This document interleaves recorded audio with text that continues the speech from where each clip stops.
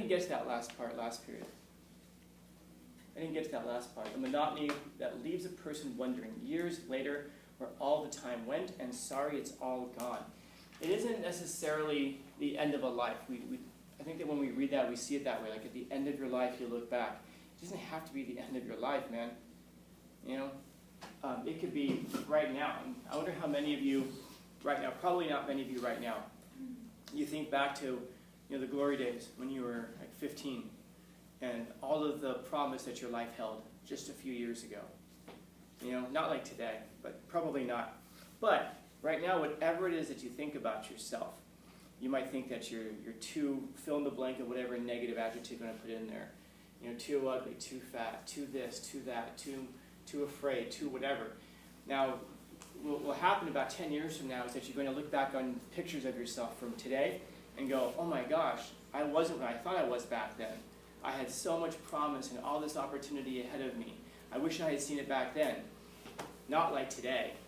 And then you're going to lament that today, when you're 28, you don't have as much opportunity and promise as you had when you were 18. And now you can start to give up on the hope for something better. And then and when you're 38, you'll look back at pictures of yourself when you were 20, and you're going to say, I can't believe I thought at 28 that I didn't have the opportunities that I had. I just was narrow-minded and didn't see them. Now it's too late at 38. And then at 48, you look back at 38. And then at 68, you'll look back at 48, and so forth. What we don't realize is that it's the years that go by, and we think, man, I wonder where it's all gone. And it disappears in this maze, I guess, of routine, or as he refers to it, monotony. Think about how, like, for example, your day. Curiosity, how many of you remember getting here this morning? I really wonder. How many of you just kind of like stumbled in and all of a sudden you were like in school and you really don't remember much between your alarm going off and walking into your first period? Yeah, this happens a lot. You go into autopilot. I mean, how many of you guys remember the drive to over here today? You know, maybe, yeah. You know what the trip is do you realize that if you come here every day around the same time, you probably drive past all of the same people every day. You know, unless somebody has a car that stands out, like if someone's got like a lime green Mustang or something like that, you'll notice it. But most of the cars are just kind of like similar styles, similar colors, or whatever. And you probably don't even realize that today you're sitting right next to the same person you're sitting next to last Friday in traffic. You don't realize. In other words, it's probably the same group of you all who are all going on the same every day, but we don't notice it because we're so caught up on this monotony thing. We're so used to it. If I misspelled it for a second. We're so used to the same thing every day. And if we believe that every day is the same thing, then we're never going to look for anything different. We're going to just assume every day is the same thing. It's like if you ever talk to like an old person who says that, oh my God, that thing that pretty much says that they're pretty much dead already. I've seen it all. As soon as someone starts saying, I've seen it all, then they've seen everything that they're ever going to see. Because they're never going to be alert to the possibility that there could be more. It's just like if you didn't know that it only costs $601 to fly to London, you would, a round trip, and that includes all taxes, it would never even seem like a possibility to you. And I wonder how many of you now are wondering, well, if it cost that to fly to London, what would it cost to fly to Italy? What would it cost to fly to Peru? What would it cost to fly to, I don't know, fill in the blank of any place that you wanted to go?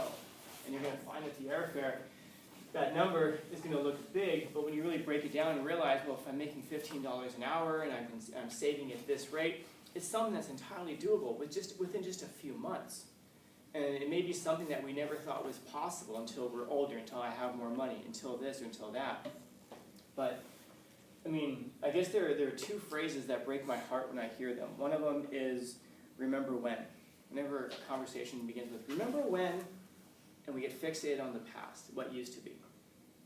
And then another sad conversation begins with, you know, someday when, you know, whatever comes after that. Because we project out that there's a bunch of things that have to be in place before I can do the thing I want to do. Or the thing that I wanted to do is now somewhere in the past. And I think that what you're going to find is that the real beautiful things of life. He says here he's wondering where all the time went, and sorry that it's all gone. Man, if only I had known back then what I know now. If only I had taken advantage of my life when I was 18 or 28 or 38. If only, if only, if only. I remember when. We get caught up in our minds of thinking that life is about the highlight reel. When I first started teaching here, I coached baseball. And I remember I was talking, one of the other coaches here were talking to the team, and the other coach was asking them about how often they watch baseball games. And the players were like, oh yeah, every day. He's like, yes. I'm like, you guys watch games every day? And they said, yeah. It turns out they don't watch games. They were watching like highlights, like ESPN and all that. If you're watching let's say an alien comes to Earth, and they don't watch baseball games, they only watch ESPN. How exciting is baseball? Super exciting. It's all diving plays and home runs and stolen bases. It's all the exciting stuff. But man, it's a 2.5-hour game, and it's punctuated by these highlights of like home runs and stolen bases and strikeouts. It isn't a constant stream of all of that. It's like if you ever go watch a football game on television. So if you watch a football game on television, then you go and watch a football game live. It's two very different experiences. If you ever go watch it live, the ball gets hyped, a bunch of people fall down on top of each other, whistles get blown, and then they spend the next 30 seconds setting themselves back up. And then the ball gets hyped, someone tries to throw the ball, it gets caught or it's missed. But if you're watching at home, between all that downtime, 30 seconds between plays, it's filled up with entertainment. It's filled up with highlights, or it's filled up with replays, or it's filled up with commentary. And you jam it all with that, it can seem like football is incredibly exciting all the time, but it's not. It's punctuated by great runs or great passes or whatever. And then the thing is that those are the kinds of things that we really remember. Now, if you're really a baseball fan, I'm not saying that you're not a real fan unless, I'm just saying if you're like a student of the game, you're watching every single pitch, and a pitch can land right there and you can sit there and go, damn, good pitch. Everybody else who's looking at that might just be like, threw the ball. And it wasn't even a strike, it was a ball. Yeah, but it was a good ball to miss with.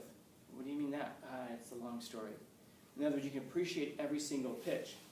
Before the ball gets hyped, if you're a student of football, you can be interested. Ooh, look at their setup. You can see how they're lining up. You can see how they've got their player in motion. You can start to see all of the little things about the game that can make the overall experience so exciting. And you can actually see when something gets set up, you can be like, ooh, this is about to be a big play, because you know what to look for. Does this make sense so far? Okay. So a problem with life is that we can look at it as what leads to an exciting life, or what leads to a meaningful life. Oh, it's that trip to Paris that we took. And it was that trip to, I don't know, Disneyland, you might say. Or whatever highlight it is that you fill in with, right there. We can sort of think that that's the kind of stuff that makes life worth living. But also understand that when you have that, you also have the illness that you got. You also go to Disneyland. You also have that funeral. And that a lot of life is these ups and downs. That for every one of these you have, hopefully you have way more of these than you do of these. But the truth of the matter of life is that there are a lot of these down times right here. But most of your life is not lived in these peaks and valleys, in these strikes and gutters. Most of your life is lived pretty monotonously in this gray area that happens in between. This is driving to work. This is that joke that your friend told you during school or during work. I don't know, the person who got your order wrong in McDonald's. I don't know, the funny joke you heard on the radio. Whatever it is, this is what most of your life is made up of. And if we can learn to appreciate more of this, then that raises the overall quality of your life. It allows you to appreciate more of your life. If you can learn to appreciate the monotonous things. This is why, like, if you're driving somewhere, it's good to listen to, I don't know, like a podcast or something that interests you. It can be music, that's fine, but something that really gets your mind going. So because well, I shouldn't say that. Well, why not? Screw it. Music isn't the best thing to listen to, because music, you'll notice, has a tendency to distract you and take your mind elsewhere, but it isn't something that adds lasting value to you. If there's something that you're interested in, you can listen to a podcast or listen to a conversation. Music is fine too. Of course, I love music. But it might not be the kind of thing that you remember. It might be more like the kind of thing that distracts you from this bumper-to-bumper traffic that you're stuck in after work. In other words, that might cause you to forget. That might cause you to not remember how you got to school that day or how you got home that day. What was that movie? It's Adam Sandler. It's called like, what was it? It's about a guy who has a remote control for life. Oh, Click. Click, that's what I was thinking, Click. And remember that, I haven't seen the whole movie, I've just seen parts of it. Remember there's a scene there where he like fast forwards over all the monotonous parts of life, like his drive home, this or that. And you think it's great, he's like, I don't have to experience it. He can just fast forward, fast forward, fast forward. And what he finds is that suddenly he's old, and he has no recollection of life, of those monotonous things, those little tiny things. You know, a friend of mine just posted something on Halloween. It was really sad, man. He has a daughter. It's so interesting because he's a person I never really thought of as having a child. I don't know if I ever would have trusted him to watch my cat, much less to watch a human being. But he doesn't just have a child; he also has a daughter. He's this big, like really gruff guy. And it was a picture of him and his daughter on Halloween. He's holding her hand. She's like, they're wearing costumes that are kind of somewhat matching, which is really funny for him. And he says something to the effect of, someday you're going to hate walking down the street holding my hand. So I'm going to cherish every single one of these memories I have with you at this point. And it's like this little love letter to his daughter. And it's the sweetest thing in the world. And it's absolutely true that at some point he'll be able to go back on his Facebook memories and that thing will pop up when she's like 15 or 16 and she's telling him how she hates him because he doesn't understand or something like that. And he'll be able to look back at that and go, man. And I imagine it's incredibly melancholy, it's heartbreaking, but it's also probably something that reminds you about the meaningfulness of the things that you did in your life.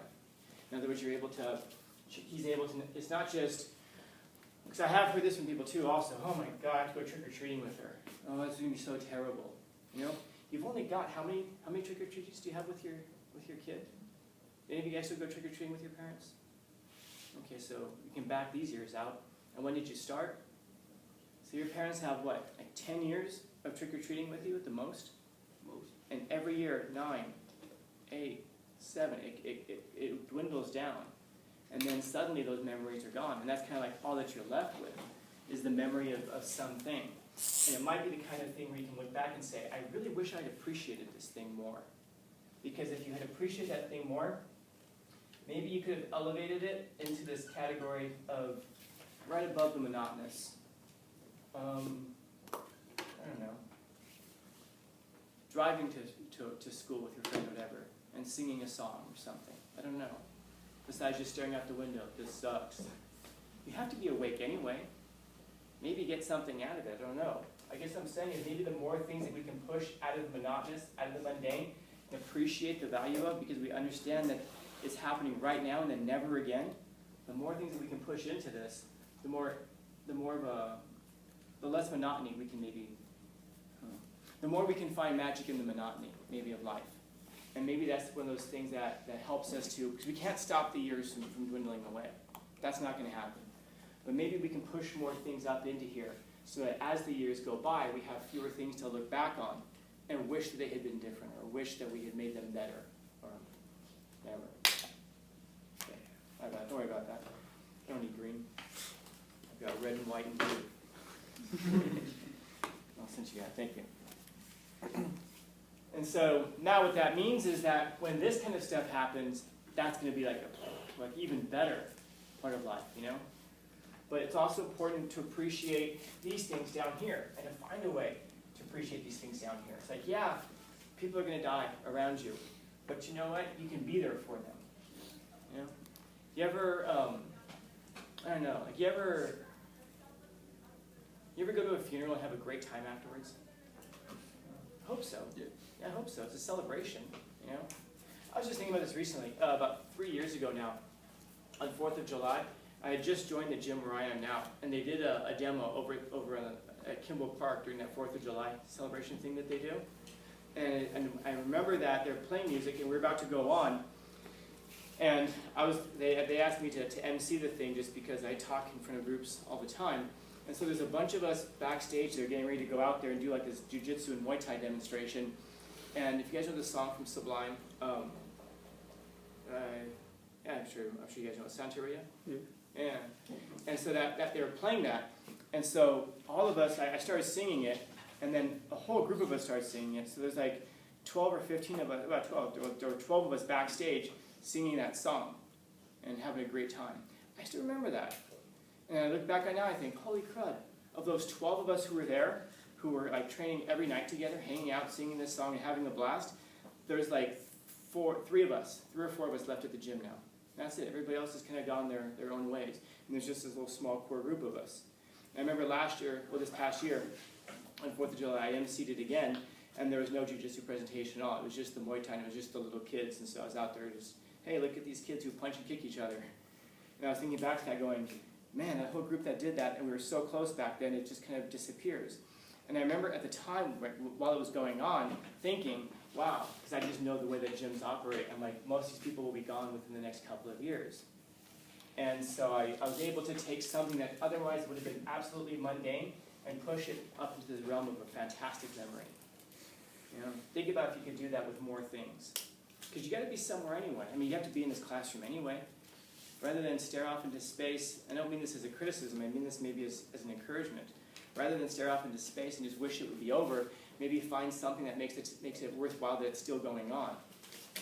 So in other words, well, I'm here right now, so here's something I could only get out of this if I was here right now. Rather than having something that takes us away from where we are right now. You know? Because that time's going to go by, man. You talk about this kind of endless day-to-day shallowness. That's what it is.